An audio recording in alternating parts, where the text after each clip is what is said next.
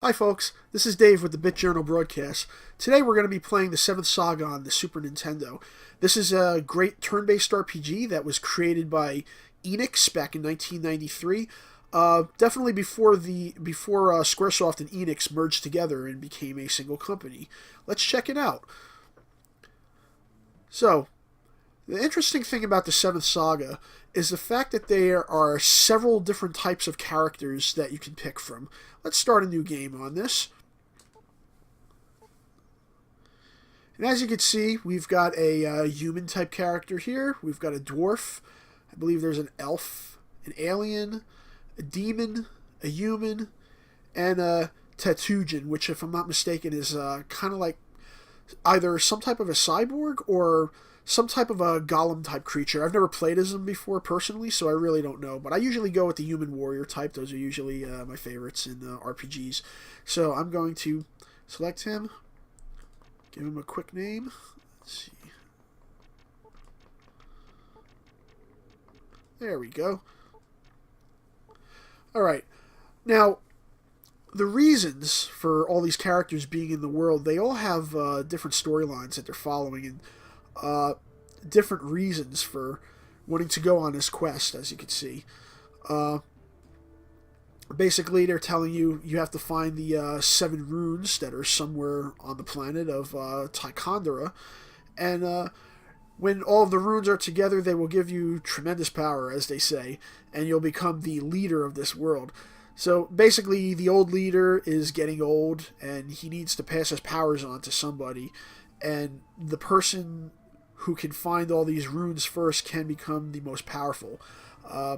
Some people are doing this for noble purposes, and other people in the game are doing it for devious purposes.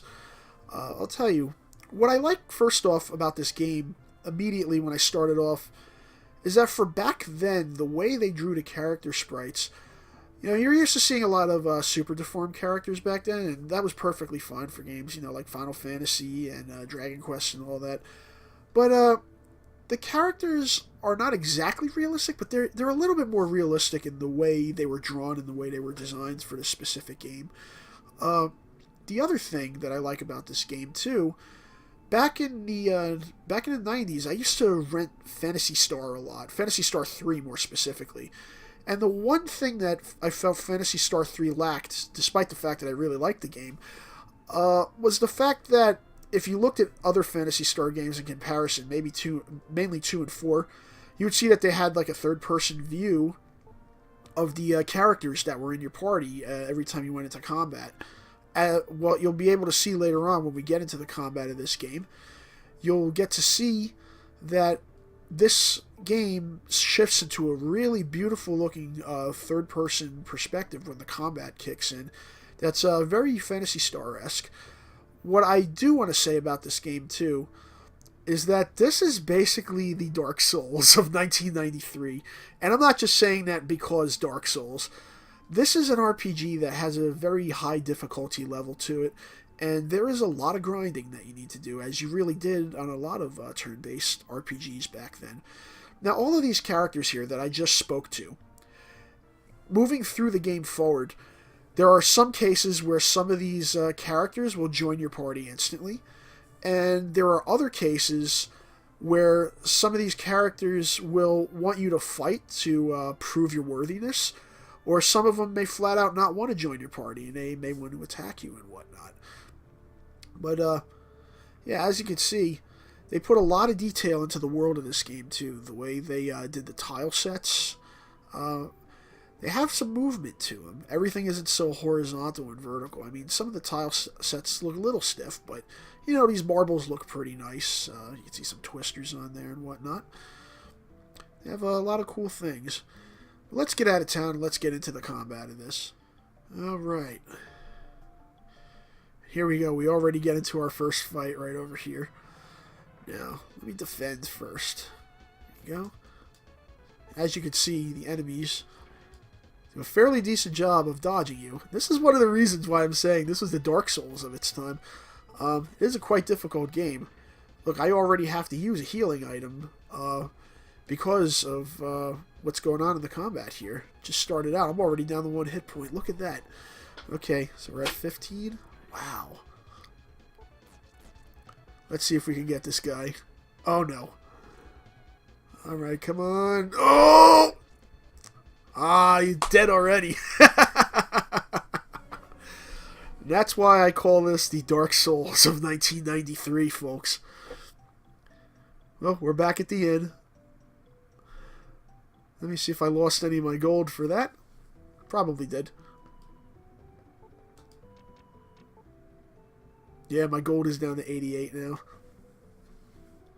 Well, back out into the field to try this all over again. Now, as you can see, you can somewhat avoid the enemies. If you look in the upper left-hand corner, there was a map. Oh boy, this don't look good. Uh-oh. There was a map in the upper left-hand corner, and during the usage of that map, I was able to actually see the dots on the screen, and those dots are enemies. And as you can see, I am dead again.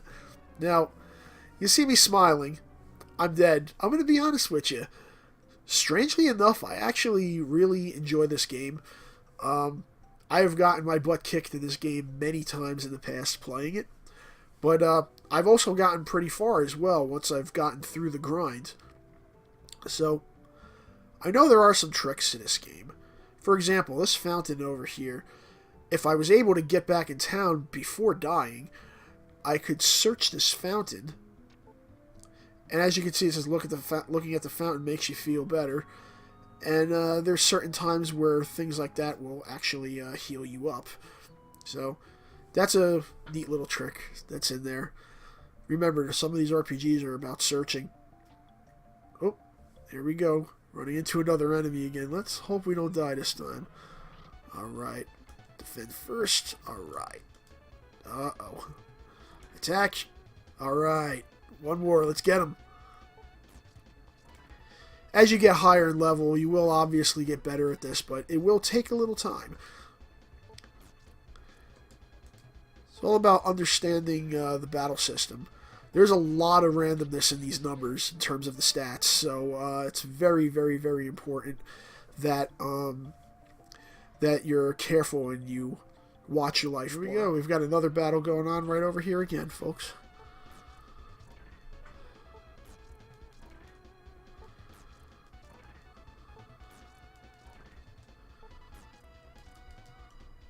Uh-oh.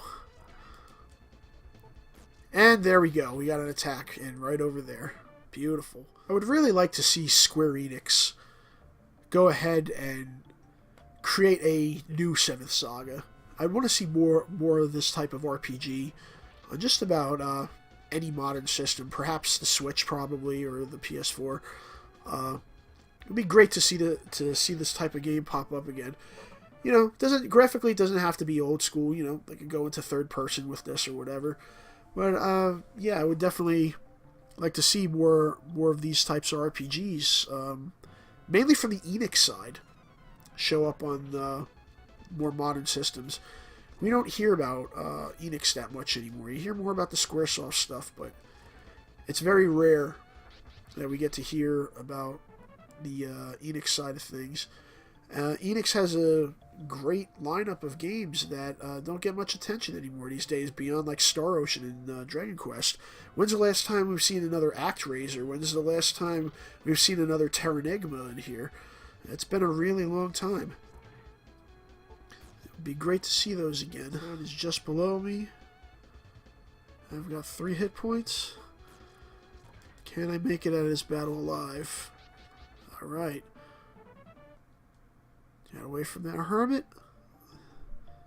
And we will get to the next town. Yes! Alright, folks, I'm going to end things there. But yeah, 7th Saga. This is an awesome game on the SNES. It's a great RPG to try out. If you guys can get a hold of it, I say definitely pick it up. I don't know how much it's going for on the open market right now, but it's definitely a fun game. If you're looking for a serious RPG challenge, give the 7th Saga a shot. Other than that, have a great day, alright? Don't forget to subscribe, and don't forget to like the video if you like what you've seen. Take care now. Have a great one. Bye-bye.